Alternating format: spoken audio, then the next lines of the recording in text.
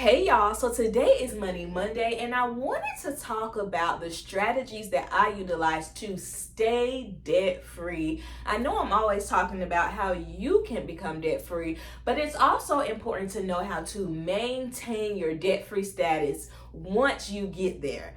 But before I get started, please be sure to like, share, and subscribe to my channel.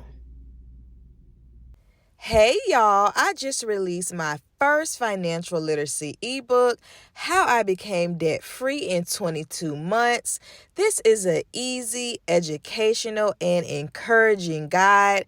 I want you to check it out. It's only $5. Look in the link in the description box below and click that button.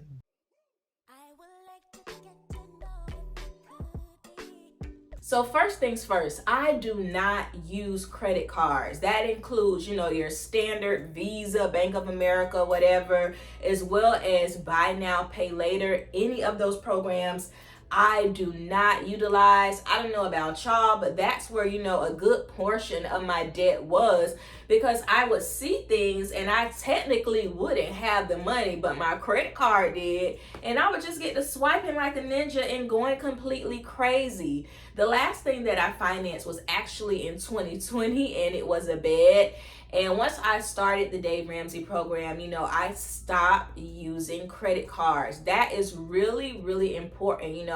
As you are maintaining your debt-free status, you don't want to go back into debt. So you have to, cut off those things, cut up those things that are going to, possibly tempt you to go back into debt. The other day I was thinking, man, I really just want to go out and buy a new laptop. And I said to myself, listen, I'm glad that I am done with credit cards, because let me tell you, baby, I would have had the biggest, brightest, and best MacBook by now, but because I cut that off for myself, and because I know that I'm not going to go back down that road, I can move forward and maintain my debt-free status by saving for it the old-fashioned way. So that's always my first tip.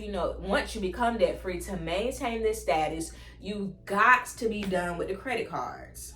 Once you decide to give up credit or utilizing credit, to go further into debt by purchasing material things that you don't need, the way to still get those things that you want is by using sinking funds. So that's the second thing that I do in order to maintain being debt free, is I use sinking funds. So if there's something that I want, I'm going to create a fund where I'm just going to put money in it here, there, in order to help me to reach my goal. And that's what a sinking fund is, because it's not something that's going to last forever.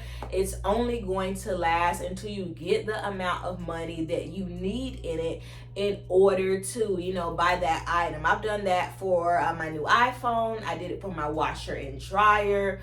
I'll do it for my new laptop. Sinking funds are basically the old-fashioned way, to dealing with FOMO, fear of missing out, by stacking that money up that you really want or that you have to get what you want. And what it does is it reminds you, of what it costs, to buy something. And then it helps you, to just be able to maintain that discipline within yourself. No, you don't need it now. Okay, we need food, we need water, we need gas in our cars. Those are the things that we need. But we don't need those other, material things that are just going to not only make somebody else rich, but put you in a bad position. So use sinking funds.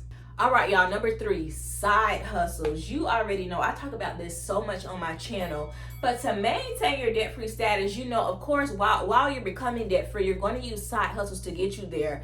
But don't just, throw your side hustles away once you become debt-free. I know for me, y'all know I quit my job a few months ago, and I had, some of my side hustles that I utilized to become debt-free, and those things helped me to stay afloat. So always keep a side hustle in the rear view, okay? You may not go as hard, as you did during your debt-free journey, but you will be able to kind of still just have that extra money to maybe put in your emergency fund, put in a sinking fund, have as just miscellaneous cash, laying around.